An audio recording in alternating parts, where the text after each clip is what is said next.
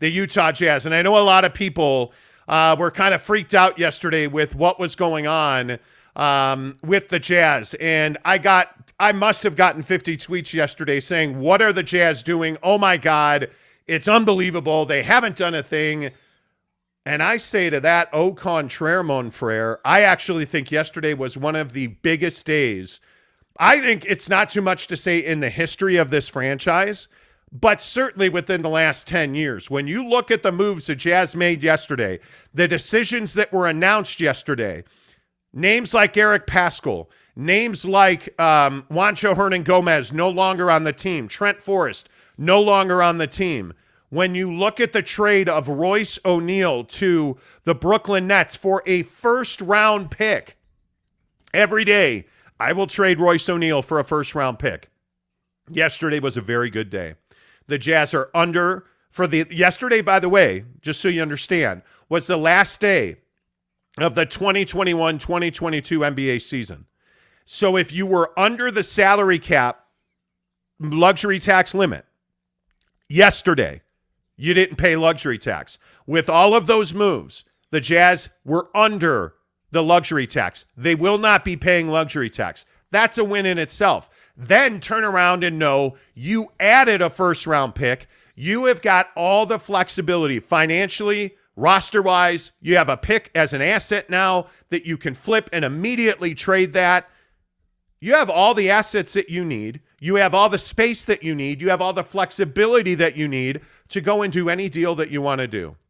And to me, Jake, there's real value in that. I feel like yesterday was a very good day for the Utah Jazz. Yeah, absolutely. I think Danny Ainge is going to work on this team, and I think that when we think about the journey that it's been to get to this point, there were a lot of concerns and a lot of like, hey, like how is this offseason going to go? What is Danny going to do? And what are we going to be able to make happen? And I think you're starting to see what Danny Ainge is capable of. You're starting to see what direction he wants to take the roster. And not paying luxury tax, while that may seem like a small detail, it has big ramifications for later in the year when you try to, make trades happen or do deadline deals or things like that. Paying the luxury tax is obviously going to affect those things. So I think that's obviously a win, as you were just saying. I think that, getting a first-round pick for Royce ONeale is classic Danny Ainge. I mean, that, to me, again, not to bag on Royce ONeale, but I don't think that, a first-round pick was guaranteed for Royce. I think that a second-round pick definitely was guaranteed, but a first-round pick for Royce ONeale is just impressive work. So, yeah, I thought Danny Ainge had a great day, and I think that there's a lot of things happening in the league that now the Jazz have to kind of wait to settle down just to see where everything sort of stands. And with the Kevin Durant situation and everything going on there, you just have to wait and see now. And I think that's what you need to understand as a Utah Jazz fan, is that now, in my opinion, you're sort of on hold for any major deals because of the Kevin Durant situation and the Utah Jazz potentially, being a third team or being involved in that on some level. Yeah, and listen, I think, and thank you to everybody who's messaging me about our audio issues. Yes, thank you.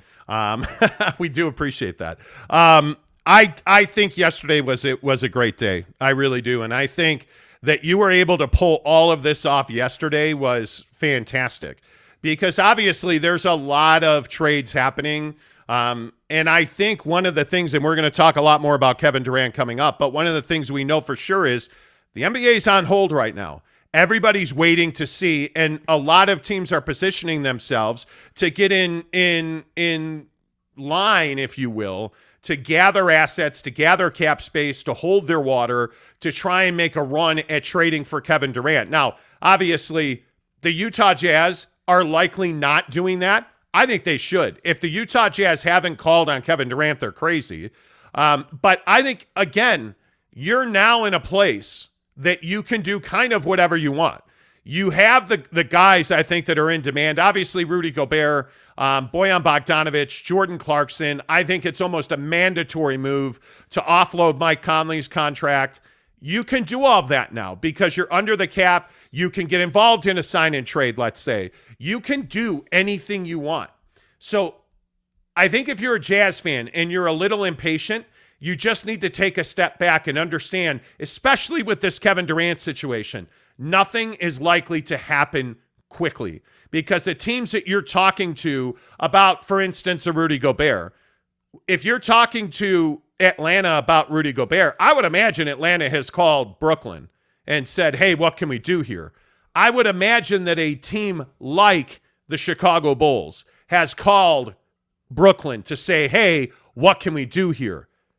I don't know that Toronto would be involved in a Kevin Durant pursuit. I'd find that surprising, but stranger things have happened.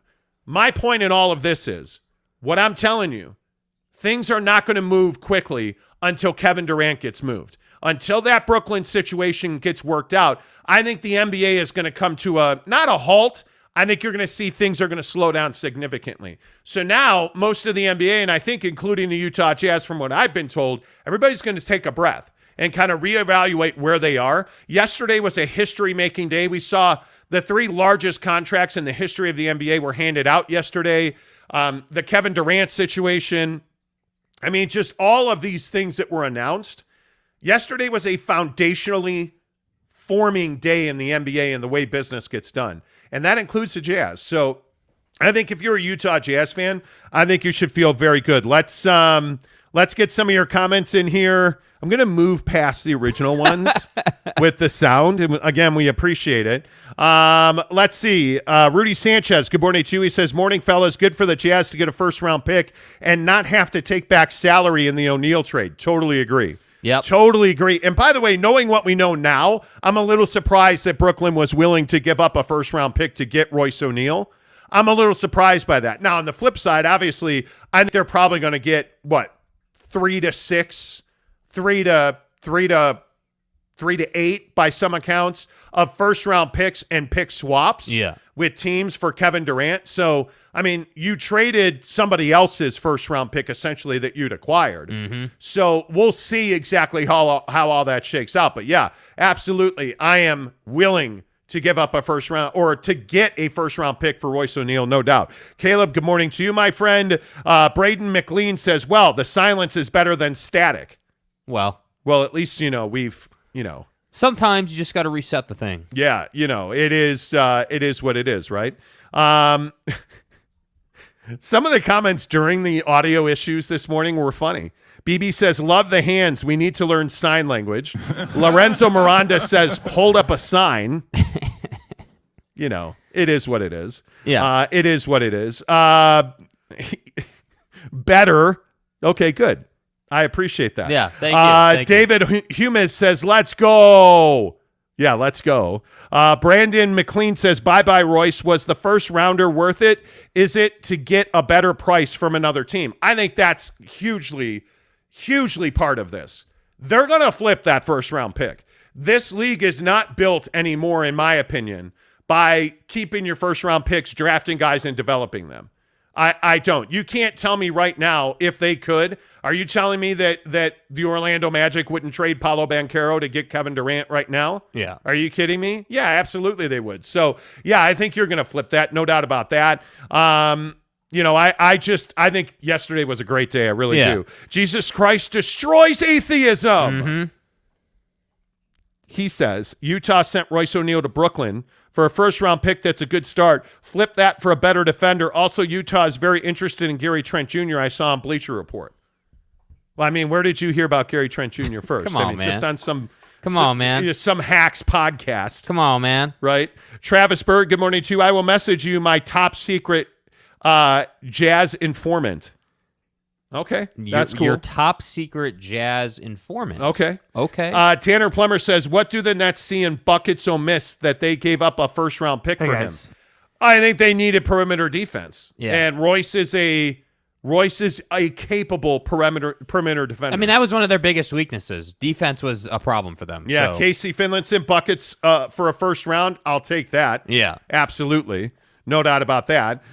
Brendan W says, trade Rudy for Tim Tebow. Wow.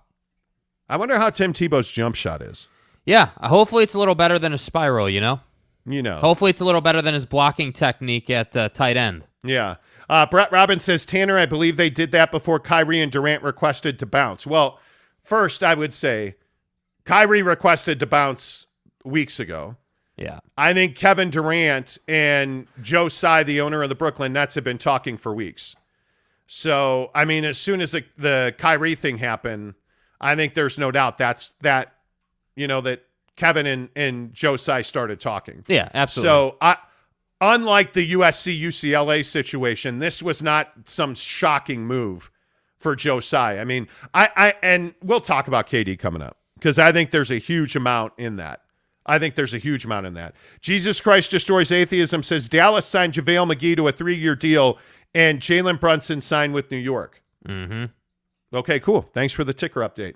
Robert Stewart says, too bad you don't understand how the luxury tax works. How do we not understand how the luxury tax works? But okay. Hope you guys give away an NBA 2K23, maybe. John Mulvaney says, Royce is a solid player, a net loss, but the Jazz had defensive issues with 4 of their top 6 players between 6 and 6'4" in height. Conley, Mitchell, Clarkson, and ONeil. I don't think it has anything to do with size. I think it has to do with schematic and athletic ability. Yeah. I just think the Jazz last year were not set up. I just don't think they were set up to succeed. I mean, you can play defense with an undersized roster, but you'd have to be locked in as a team, you know? The biggest issue is you can have one guy who can't defend. Mm-hmm. You can't have 3-4 guys who can't defend and one guy who's elite at it. Like that's just not something that would work. Josh Levern, good morning, coach. He says, wouldn't KD have to sign off on any trade? No, he wouldn't. I mean, he went to Joe Tsai and the Nets and said, trade me. Here are the teams I'd like to go to. Yeah. But then Bobby Marks and the Nets have made it very clear we're going to do or Sean Marks, and the Nets have made it very clear they're going to do what they have to do to get return for Kevin Durant. I mean, obviously, if you are the worst team in the NBA, if you're Kevin Durant's not going to Sacramento. Yeah. I mean, probably not going to Orlando. He's probably not going to Orlando. Like, he's not going to OKC. I mean, Kevin Durant knows he's in control. So I don't know. Would they trade him without his consent? Probably not. No. Probably not. I mean, I think it's them working with the teams that he wants to go to. That's why he provided a list. He said, "Hey, these are the teams that I would really like to go to. Work it out, And so he's not saying, "Hey, just the Suns, or just this team." That's why you give a list. Tanner Plummer says Royce is a capable premier defender. No, I said he's a capable perimeter defender. Monty, what are you smoking? Royce was and still is a terrible perimeter defender. Hey, I don't think he is. I don't think he's a terrible perimeter defender. I think he's a guy that's agile. He's got good athletic ability, and instinctually, he's a very good defender. I think, and my belief is that Donovan Mitchell falls into the same conversation, and that is that they're capable. The issue is, I think systematically, it was very easy to feed everything into the paint for Rudy Gobert. And I think when you do that, and I think when that's the way that you choose to run your defense, you're going to have the struggles that the Jazz had. Yeah. And I think, and it's just my opinion, I think that Royce ONeale is a guy that you can put on the floor and he's not going to be a sieve. But he's not, what Royce ONeale is not, is a lockdown defender who is going to shut down the other team's best player. That's not who Royce is. Mm-hmm. I mean, he can compete. He's not going to shut down the other team's best player. I mean, that guy for the Jazz was Daniel House, who, by the way, heard it first on my Twitter, you pricks. Yeah. Signed with the Sixers on a multi-year deal. And you knew it was going to be difficult to keep him. And I think you have all the dominoes in place if you're the Utah Jazz that you're setting up to make a bigger deal. So, I don't think that Royce ONeale was a terrible perimeter defender. I just don't think he was the lock that everybody says he is. I really don't. That's just my opinion. Erich Tavera says Royce is not a great defender, but he is known as a perimeter defender, which Bucks bought the idea. The Nets bought the idea. A player worth depends on the team. Yeah, you're only worth what somebody's willing to pay for you. Yeah. That's it. Jeremy Bolton says, sup. Hi, Buckets, slow-mo. Buckets, slow-mo. Okay. Swishzone says, imagine Harden traded for KD. Yeah, seriously.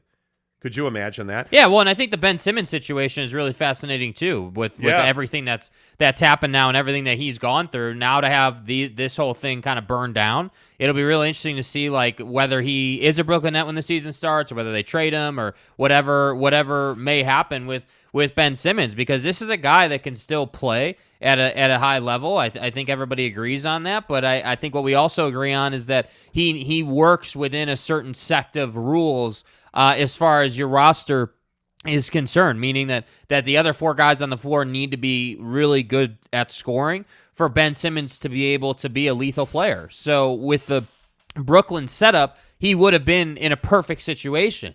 But with Kevin Durant's trade, it begs the question, is Ben Simmons involved in those talks? Is, as a trade chip? And I got to think that he is. I don't know, like if you're another team, why you wouldn't be asking about it, because clearly Brooklyn from day one this offseason has said that they're more than willing to part ways with both of these guys and start over. So to me, nobody is off the list as far as trades are concerned, and I just think that Ben could definitely be a part of one of these deals, no doubt. Yeah, I think, it'll be interesting to see. It'll be interesting to see exactly how all that works out, because I think when you're talking about Kevin Durant, and I think when you're looking at the way that Kevin Durant changed the game yesterday, and you look at the impact that this Kevin Durant situation is going to have on the NBA, I think Ben Simmons is a key figure in this Kevin Durant situation. Not to be the master of the obvious, but I think when you see that Kevin Durant, wants a deal with Phoenix, for instance, well, one, they just signed Devin to a max extension. He can't be traded for a year. But 2, they already have a rookie max extension in Ben Simmons on that roster, and you can only have one of those players on your roster at a time. So it's very difficult for the Nets to make trades with teams like Phoenix, because Devin's on that deal, Donovan's on his deal. Like, it just, you start to understand that you have some limitations when it comes to trading Kevin Durant. The other thing is, one of the things about the Miami Heat is that I don't think the Miami Heat have a package of players that's interesting to the Nets. I also say this about the Jazz. Like, when you look at the question of will the Utah Jazz trade Donovan Mitchell, well, the news that we heard yesterday and what sources were telling us yesterday is the Heat have been calling the Jazz for several days. It's been over a week now. That the Heat have been asking about Donovan Mitchell. This wasn't something that just popped off yesterday with the Heat. If you follow me on Twitter, The Monty Show, Monty, The Monty Show, that I was tweeting 3 days ago about, hey, it's the Sixers, the Knicks, and the Heat that are inquiring about Donovan Mitchell. But what do the Heat really have to offer that the Jazz would want? Because I don't see a scenario for the Miami Heat where they are going to flip Jimmy Butler for Donovan Mitchell. That doesn't make a lot of sense. It doesn't make a lot of sense that you're going to trade a Kyle Lowry for Donovan Mitchell. How does that help the Jazz in any form or fashion? Even a player like Tyler Hero, he doesn't step in and replace what Don gives you. And if you assume that the Utah Jazz are not going to trade both Rudy Gobert and Donovan Mitchell in the same offseason, if you trade Don to the Miami Heat and they give you Tyler Hero and Duncan Robinson in return, okay, well, what are you going to do to score the basketball? I mean, it just doesn't make a lot of sense. I don't see a lot of value on that Miami Heat roster. And again, I think that's why all these big name trades, not signings, trades, have to be multi-team deals, because especially for a team like the Nets that have a massive investment in Kevin Durant, Kyrie Irving, and Ben Simmons, you've got to find multiple picks in return. And you have got to find a way not to pay $100 million in luxury tax and not advance in the NBA playoffs, which is exactly what the Brooklyn Nets are doing. Yeah. And so when I look at where Donovan Mitchell and the Utah Jazz are, I still maintain, and what I was told yesterday is, if the Jazz are going to trade Donovan, he's going to have to ask for a trade. He is going to have to go to the Jazz and say, I want to be traded. And if it's to the Heat, he's going to have to say, hey, I'd like to be traded to the Heat. But the Jazz are not open for business on Donovan Mitchell. They have repeatedly told the Knicks, who, by some estimations, the Knicks have called the Jazz over half a dozen times asking about Donovan Mitchell. I just don't think that there's much to be had there. And a lot of people are asking, well, the Miami Heat sent a trade offer to the Jazz. Well, that's not how it was explained to me by sources at the Utah Jazz. I was told that the Heat have repeatedly called and asked what it would take. And the Jazz have said, there's nothing that it would take. We're not open for business on Donovan Mitchell. And that Don, again, would have to ask to be traded. So I don't believe that the Jazz are out there shopping Donovan Mitchell. I don't believe the Jazz are out there having conversations about trade packages for Donovan Mitchell. I think that's exactly the opposite of what's happening on Rudy Gobert. I think that Rudy Gobert is a guy that they are out there talking about. I think still to this day, I maintain the Toronto Raptors, as we've talked about all the way back to the trade deadline, the Toronto Raptors are the most likely destination for Rudy Gobert. They have the most value in return. But again, to make a trade like Rudy Gobert, I think it's got to be a 3-team deal because you have to get multiple first-round picks in return. And as we're seeing, there are very few teams in the NBA that have that kind of package to offer the Utah Jazz in return for a guy like Rudy Gobert. And the issue then becomes, what are you willing to take in return for Rudy? And I say it's at least 2 first-round picks and at least 2 star players. That means this is a 3-team deal. So when you start doing the math on this stuff and then you throw a trade in with a guy like Kevin Durant and Kyrie Irving and Ben Simmons and everything it's going to take, the logistics it's going to take to get that deal done, I think this Kevin Durant situation has really slowed down things like the Rudy Gobert trade. Because if I'm the Atlanta Hawks, if I'm the Chicago Bulls, if I'm the Toronto Raptors, 3 teams that have been very interested in Rudy Gobert, I'm interested in Kevin Durant. And the rest of the league is interested in Kevin Durant. And by the way, don't be at all surprised if the Utah Jazz wind up being a 3rd or 4th team in a Kevin Durant trade, where they end up with assets in return and they wind up moving a guy like a Bojan Bogdanovic, like the Heat are said to be very interested in Kevin Durant. I could see a scenario where Bojan Bogdanovic winds up going out. The guy's making a good amount of money, $18 million or $19.3 million, I believe his number is.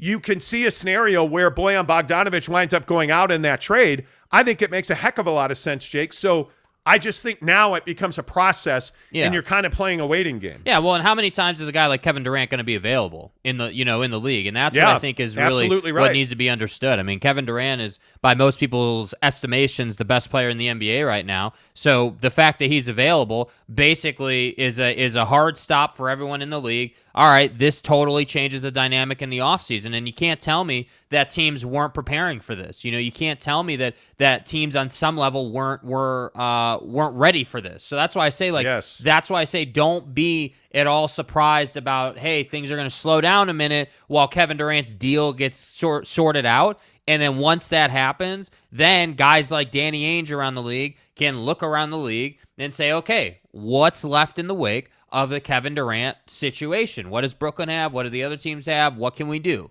That's why there's a waiting period right now. Yeah, I just think it's very interesting with all the moves that Jazz made yesterday, with all of the decisions that Jazz made yesterday. I feel like yesterday was a very good day to get yourself under the luxury tax line.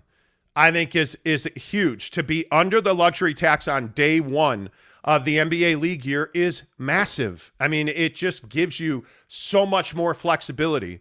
And I think when you look at the handful of teams that are paying the luxury tax, you can't be a repeat offender because it just costs you so much more money to be a repeat offender. The hard cap looming over your head for sign-in trades, the exceptions that you wind up getting forced into using, and it changes the way you operate, man.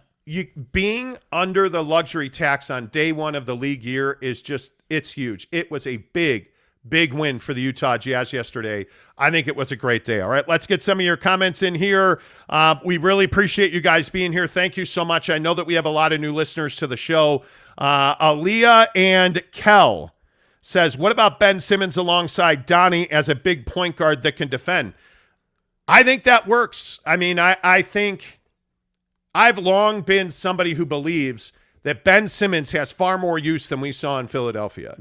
I think as a player out in open space, Ben Simmons is a lethal weapon.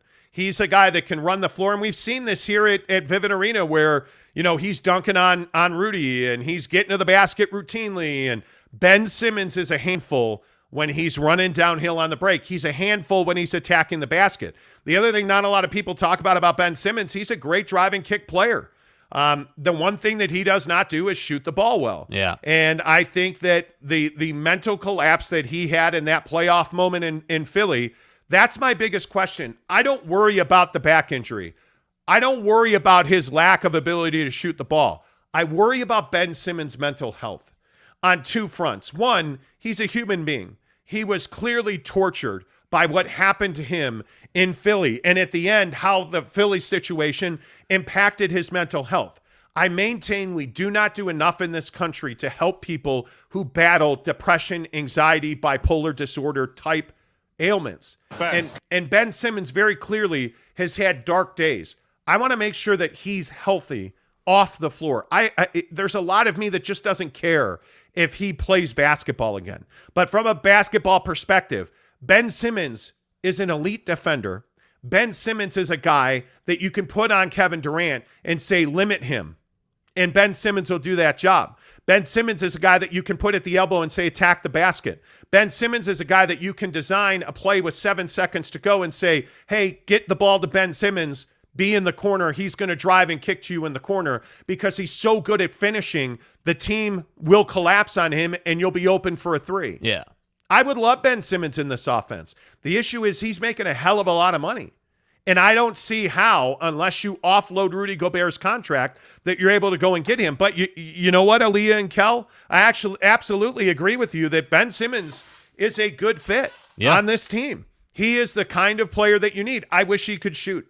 And he's young enough that you would think that he can develop that. I would have no problem with Ben Simmons on this team, Jake. Yeah, and I the only thing that we're different on, the only thing I disagree there with is the development of the shot. Like we've seen him trying to develop it, but his motion with it is just so awkward. It's just unnatural the way he goes about shooting a basketball. And so I think to sign him with the expectation, if a team were to do that, I just think it's silly to sign him with the expectation that someday he'll develop. I just don't think any team would ever do that. I think you just have to sign him with the expectation that he's a transition player who can play really good defense and can support the scores you already have on your team. That's what I think he's good at. Yeah, I don't disagree with that at all. JW says reports out stating Ingles now with the Bucks, House with the Sixers. Well, they're not reports. Those contracts are done. Yeah. Joe Ingles is a Milwaukee Buck, and Daniel House is on a 3-year deal in Philadelphia.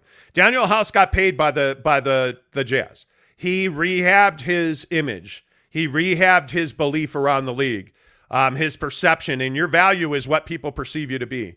And Daniel House, no doubt, made money, being a Utah Jazz man. Scott Williams says, I hope Ben Simmons is not watching this show and you're saying he has mental illness. Ben Simmons has said he is dealing with a mental illness. I mean, it's not some secret, man. What are we talking about? Tanner Plummer says, side note, Zion Williamson just got a max extension. The extension goes till 2028. Personally, I think the Pelicans made a mistake here. I don't think they had any choice. I was reading the Shams tweet. New Orleans Pelicans star Zion Williamson nearing a 5-year rookie max with $231 million. The commitment will take Williamson's new deal through 27-28, according to Shams. I don't know that the Pelicans had another option because I think the thing that we've seen is that Zion Williamson is now in elite shape. I mean, he is in excellent condition by all accounts. The video that we've seen of him playing ball without his shirt on, he is trim. He looks like an NBA basketball player now. So he's got to stay healthy, though. The ankles, the knees, like the repeated issues with his lower body have got to stop.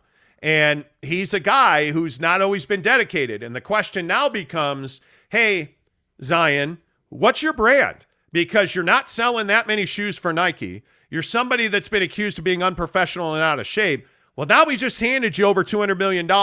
What are you going to do with that? Yeah. And what are you going to be on the floor? And my question is is Zion Williamson dedicated to being one of the best players of his generation? Because if he is, it's over. This money is cheap. This is a discount if Zion Williamson's going to apply himself.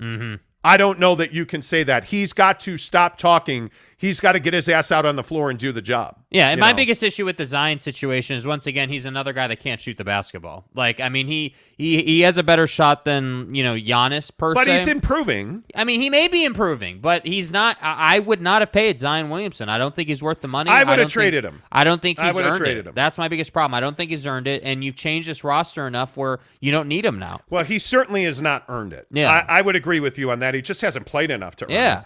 But the problem is you're very close to being a contender in the West. Like, the New Orleans Pelicans are a team that should be, I would guess if he's healthy all season, which who knows, but let's go best case scenario. The New Orleans Pelicans could be a top 6 team in the West. Yeah, like 4th or 5th is what I would. I mean, they could be a top 6 team. And if you're, and let's say top 5, you could have home court advantage in the NBA playoffs. Yeah. I mean, that's significant. That building, the lollipop, milkshake, whatever it is, Frosty Freeze Your Mom. Just so you can go to Pound Town Center. Sorry, I'm being a jerk about that. But the home court advantage in New Orleans is pretty damn good. Yeah. So for my money, I think that if he's plugged in, this is a very good deal for them. This is a very good deal. Knicks for Life says, what's the value of Zion's max? $231 million. Bro. That's a lot of scratch, bro. Come Jake on. R., good morning to you. Ben Simmons comes to Utah and the whole state starts chanting Rookie of the Year every time Donnie touches the ball. That would be amazing. That would be amazing. Williamson said after the season, according to Shams, Zion Williamson said, quote, I couldn't sign it fast enough. Well, he didn't wait very long. He didn't wait very long. By the way, also, Gary Payton II, GP2. Yeah. Is going to be a Portland Trailblazer on a 3-year, $28 million deal. I think we heard rumors of that yesterday. Yeah. That comes to fruition. Erich Tavera, Utah scenario with Gobert contract and team structure is sad, but 2 teams far worse in Portland and Pelicans. Dame will have to pick either be loyal or get a ring. Not happening in Portland. Well, the funny thing is about that, Erich, anybody remember that Dame tweeted out a graphic of him and Kevin Durant in Portland Trailblazer uniforms? Yes, he did. Yes, he did. Just saying. Yes, he did. And then there's Infowars.com. Yeah, stranger things have happened, Seriously, right? man. But I mean, Brian Windhorst on ESPN yesterday is talking about how the Lakers could be a serious contender to pick up both Kyrie and KD. Yeah. I don't know. I look at all these rumors. Yes. Who knows where he's going to go? And that's why I say you can't. I don't know where he's You're going. not going to be operating right now. You have to wait until the Kevin Durant, Kyrie Irving, Brooklyn Nets saga ends so that you know what you're working with. That's the whole point here, is that you can't make deals unless you know what teams have to offer. Yeah. Giggity says, Ben, my neck, my back, my neck, my back, Simmons. You are what you are. Yeah. Seriously, Tony. I mean, you are what you are, man. It's not the easiest thing to deal with if you're Ben Simmons. I mean, he has got a lot of proving to do. I would assume he does. For somebody that has openly talked about, dealing with panic attacks and anxiety and depression, like the pressure must be immense on Ben Simmons. Like, I have a lot of empathy for that. That is, I am fortunate that I have not dealt with depression very much in my life. I have not, knock on wood, I've not had to deal with mental health issues. I know so many people in my sphere that have, and it's crippling at times. It is absolutely crippling. Well, and I think everybody's, cut differently. We're all made differently. And I think that, it's funny. We're sitting here talking about Kevin Durant. Obviously, he's the center of the basketball world right now. He's well known. He's notorious for being soft emotionally about like Twitter and having thin skin and people hating on him. And I just think that the Twitter is a cesspool of haters. Like, let's be really clear on that. Yes. But at the same time, I Absolutely. think when you're an NBA player, you know what you're signing up for. Well, and that's a tough part. It's funny. Mrs. Monty used leather straps to put me on the couch the other night. Whoa. Whoa. And she forced me to watch the David Letterman Netflix show, which I love. She didn't force me. It's a great program. What is it? I don't have to introduce my next guest or whatever? Yeah, introducing my next guest or whatever it's called. She said Mrs. that, Monty would now like we're to gonna correct get that. an early contribution Yes, here. go ahead. My next guest needs no introduction. Same Same thing. fucking Who's thing. Are counting? you kidding Come me? on. Anyway, Come on. he had Kevin Durant on his show this season, and it was a Brooklyn Nets love affair. Yeah. And it was a really good interview listening to Kevin Durant talk about it. I mean, it just was. You know what? And I know that this is not probably going to be the most popular sentiment today. But again, I just would tell you that guys like Devin Booker and Kevin Durant, guys like Karl Anthony Towns, Nikola Jokic, they run this league. Yeah. Devin Booker and Nikola Jokic, Karl Anthony Towns, they're going to make $50 million a year. Every year. They're going to make $50 million at least. Yeah. I mean, that's a ton of money. But when we talk about Kevin Durant is, I think, arguably the best basketball player in the world right now. And he's earned the money he's making. Yeah. And he's earned the right to say, you know what, I'm not going to deal with this anymore in Brooklyn. Yeah. I want out of Brooklyn. Well, and I think a lot of people are sort of sticking that to him a little bit too. Like, hey, are you surprised that you wasted 3 years of your career in Brooklyn with Kyrie Irving? Are you surprised that Kyrie Irving is behaving in the manner that he is? Are you surprised that a guy who would not get the thing that we're not allowed to talk about because YouTube will take our video down? Are you surprised that Kyrie wouldn't get that at that time when it was going on in the world? Are you surprised that Kyrie Irving acted selfishly when he's always been known as a selfish player? That's what I think people are a little bit surprised about with Kevin Durant. And what I would say to Kevin Durant is, hey, man, your prime is coming to an end. Like, you have probably, 3, maybe 4 seasons left at this level. Like, you need to do your winning, man. You need to get to a place that is not the Golden State Warriors, and you need to win a championship. You need to write your legacy, because right now, and I'm going to keep saying this till I'm blue in the face, and I'm a Kevin Durant guy, have been since he was at Texas. Like, Kevin Durant is known as a ring chaser. He has not won a title on his own, in his own build, like with his own team. Steph has done it. Bron has done it. Like, all the other guys have done it. But Kevin Durant hasn't done that yet, and he needs to get that done. And that's why I say it's time to get moving if you're Kevin Durant. Yeah, one team. Where does Kevin Durant play next season? Phoenix. I think he wants to go to Phoenix. The problem is that I don't think I know Phoenix came out and said they're not going to acquire Kevin without Book. So, I think it's tough. And again, I want to clarify these rules. Devin Booker cannot be traded to the Brooklyn Nets. Yeah. They already have a rookie max extension on their roster, which is why when we talk about, by the way, all this Ben Simmons stuff, we were being theoretical. Ben Simmons and Donovan Mitchell couldn't be on the same roster. Right. Because they both are on rookie max Damn extensions. rules. But if you are the Phoenix Suns, what they essentially said yesterday is we're not trading Devin Booker in order to have Kevin Durant on the roster. So in a 3-team scenario, they're not going to send Devin Booker to the Lakers so Kevin Durant can be a Sun. They're not going to do that. And I think that's exactly right. And now, by the way, with his Supermax he signed, he can't be traded for a calendar year. Mm-hmm. So Devin Booker is going to play for the Suns this year. But, I mean, if you're the Suns, let's say that even if they could trade Devin Booker, would you trade Book head up for Kevin? Not. Absolutely not. I would not. I think Kevin Durant, and if we're truth-telling on Kevin Durant, and our thing on this show is we're the truth in Salt Lake Sports Talk. Yeah. The truth about Kevin Durant is you can't count on him. You cannot count on him committing to long-term. Whether you are the Golden State Warriors or the Brooklyn Nets. Kevin Durant and Kyrie Irving screwed the Brooklyn Nets. Let's be honest about it. Yeah. Those two said, we want to play together and we want to do that in your building. And Kyrie Irving has been nothing short of an abject failure as a Brooklyn Net. Mm-hmm. Nothing short of it. Mm-hmm. And the real issue is that Kevin Durant pulled the ripcord here. Fast. And he and Kyrie Irving are very close friends. So they screwed the Brooklyn Nets. You cannot count on Kevin Durant. This whole thing where he ring chased, I don't have a problem with that. This whole thing where he demands a trade, I have a problem with that. You committed to playing for the Brooklyn Nets, and the Brooklyn Nets went out and did everything you told them to do. It was an abject failure, and now you're saying you want to leave. I would not trade Devin Booker, one of the brightest young stars in this league, for Kevin Durant because I can't count on Kevin Durant. It's not that Kevin's not an elite player. I think he's the best player in the world. That's my opinion. but I can't count on him to be here. And that's my single biggest issue with Kevin Durant. His talent is unquestioned. We had a big debate this week on the show of would I add Kyrie Irving on my team? I would, not at the expense of a Devin Booker or a Donovan Mitchell. Yeah. Because I can't count on Kyrie Irving to be the guy.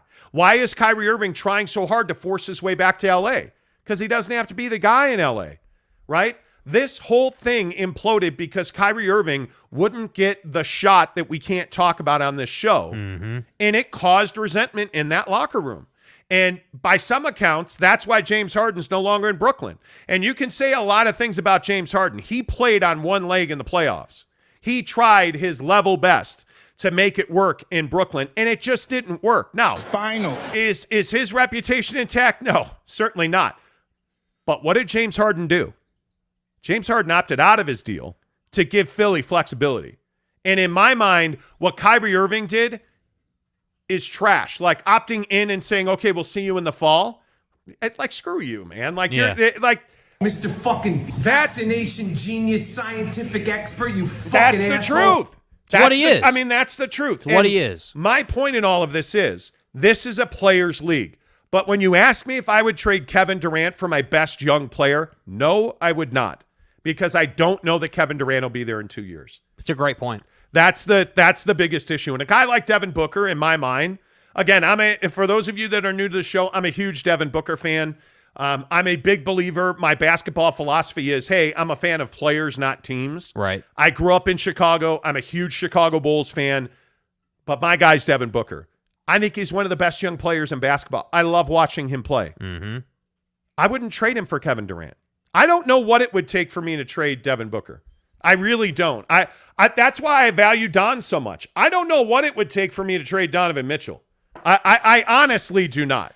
I have no idea what that would take. Yeah. All right, Aaliyah and Kel sent me $4.99 on YouTube. Thank you. Where's the other penny? Where's the other penny? It's probably going to Kevin Durant's new contract. That's a good point.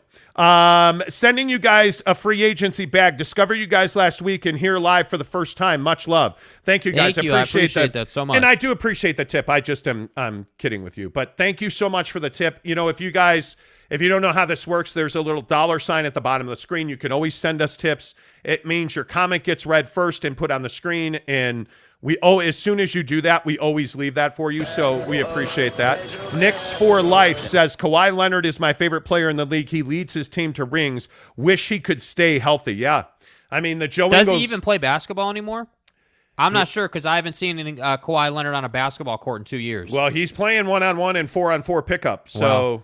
And by all accounts, he could have played in the playoffs, but they didn't want to risk it. Here's the difference, and I think this is a really important difference. Kawhi's done his winning. Like, yes. The Raptors ring solidified Kawhi as a complete savage. But be honest about it. It's one of the greatest shots in the history of the NBA. Ever. Dude. That shot over Joel Embiid in the corner for Toronto that hit the rim 5 times was amazing. Ever. I mean, that's it just he had his moment, and I just don't think that you can replicate that. Like, that's why I say for Kevin Durant right now, you have to correct your legacy here. And I don't know that he cares about that, to be quite honest, like as much as maybe some of us do. I think that's a huge question. You know, does he even care? Question. I don't know. I don't think it makes him a bad person if he doesn't. I if you follow me on Twitter and Instagram, you probably saw that I put the picture of the New York Post up from this morning. Mm-hmm.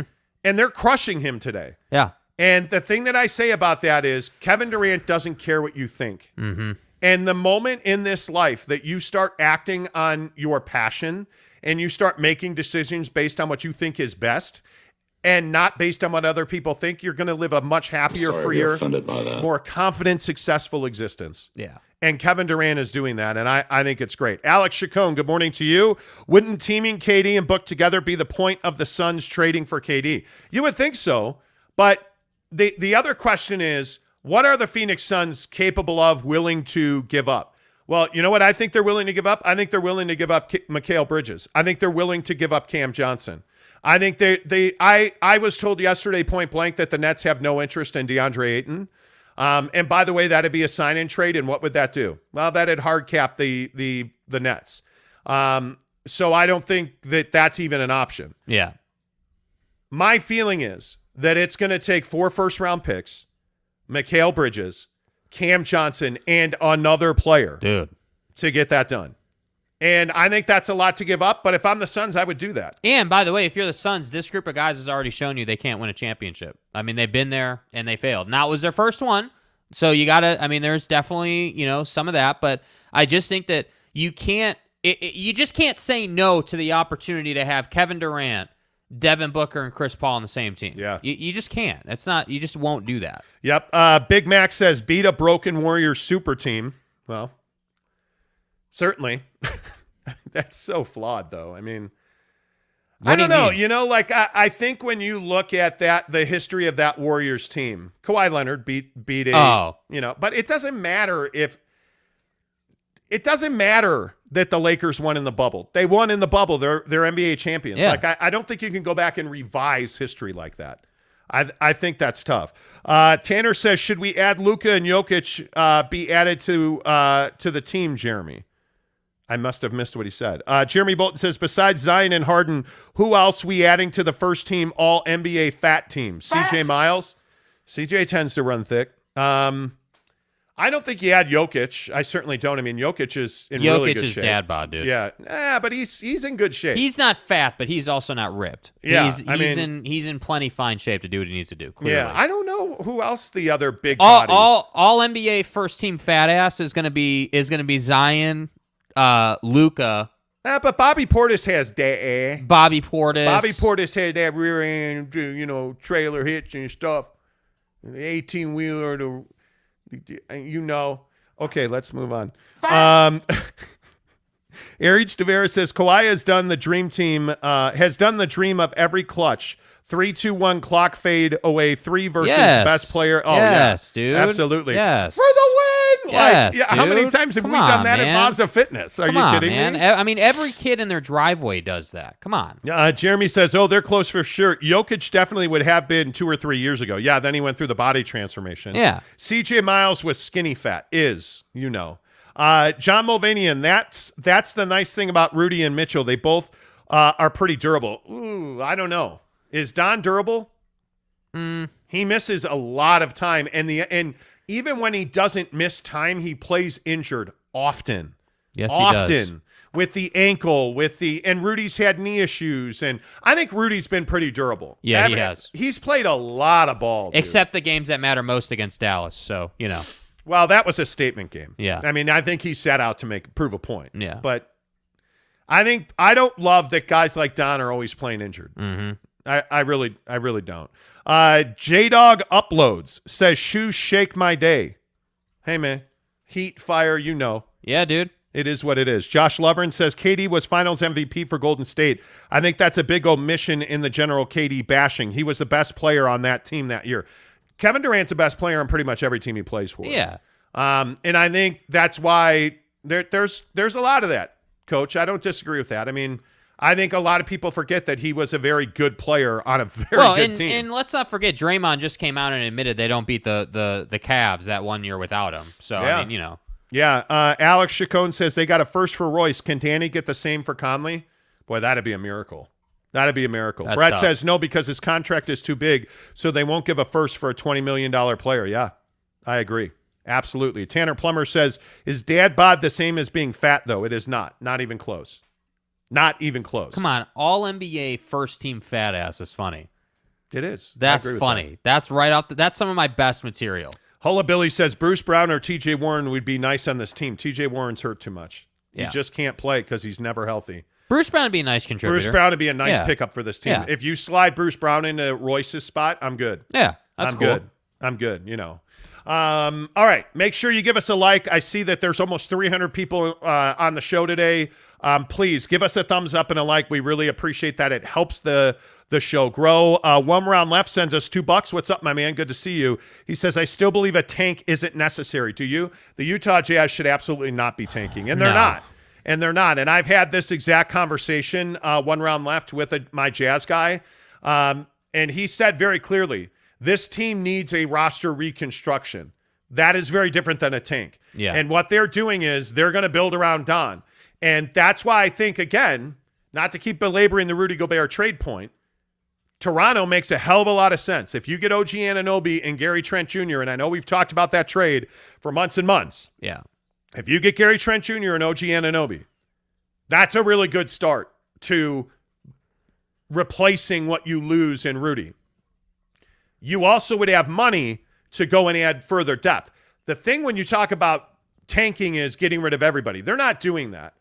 I really hope that there's a scenario where Bojan Bogdanovic can still be here. I don't think so because of that $19 million number, and he's going to be a free agent.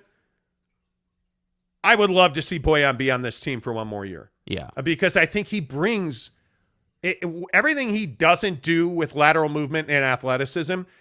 He's a guy that wants to make the big three. Bojan. He didn't, but he's a guy that wants to. Well, and I don't think, with all due respect to the Utah Jazz, they haven't exactly put him in the best position to do his basketballing. I mean, you're talking about somebody who gets, one night he was getting like 15, 20 touches. Another night he's getting like 3 touches. So it's just not, it just wasn't the best situation for Bojan. But I have to agree with you. I think one more season and putting the right guys in conjunction with him could really yield some nice results. Yep, totally agree. All right, $1 Birdman says nobody wants to stay and play in Utah.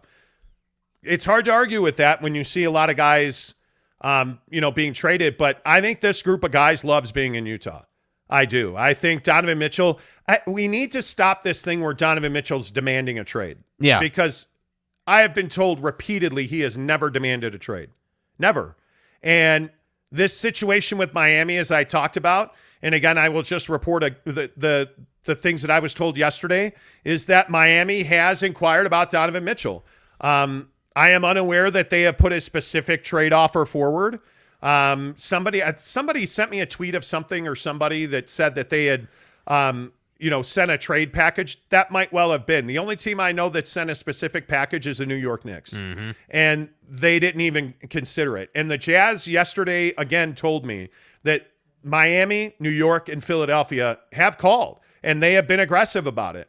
And the Utah Jazz have said Donovan Mitchell's not available. Yeah. We're not entertaining that conversation. And the only way that they would entertain that conversation if Donovan Mitchell came to the Utah Jazz and said, hey, I want to be traded.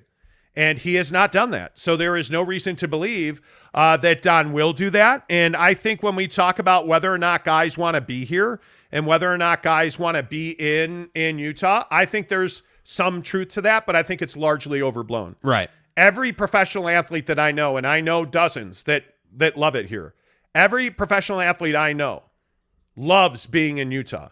Whether that is guys like Kalani and Witt, okay, they played at Utah and BYU. Okay, great. Whether it's hockey players, whether it is NBA players, whether it is minor league baseball players trying to find their way to the Salt Lake Bees, guys love living here. It's not an issue of it's a bad place to live. The issue is that activism is a problem. And there's a lot of corners of the state of Utah that don't want to hear black men speak about political issues. They don't want to hear about critical race theory. They want to hear about you hitting game-winning three-pointers. Yeah. And that's unfortunate. And I think the shut-up-and-dribble culture is alive and well in Utah. And I think that's the larger issue. And for my money, I think until that's solved, I do think that's a talking point. Alex Chacon again says, I wish my fellow Jazz fans would stop trying to run Don out of town. Players like him don't grow on trees. It's exactly right. Well, I agree with that 100%.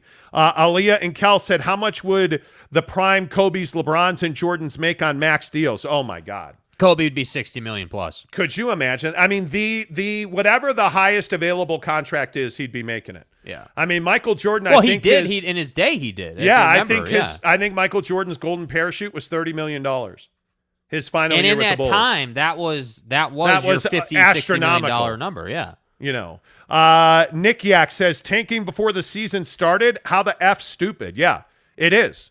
It is really stupid. And I just don't think they need to do it. Like, that's not the position the Utah Jazz are in. Again, you didn't bring Danny Ainge in just to tank. Like, that doesn't make any sense. Jeremy Bolton says, Aaliyah and Kel, you're stealing those questions from Tanner Plummer. Guys. Hey, guys. How much would Jeff Malone make in the modern NBA? If Greg Ostertag was on a max deal, what would that pay him? Go Cougs. Wow. What? Jordan Nelson says VW is worth a planned tank, in my opinion. Well, there's a lot of sense in that.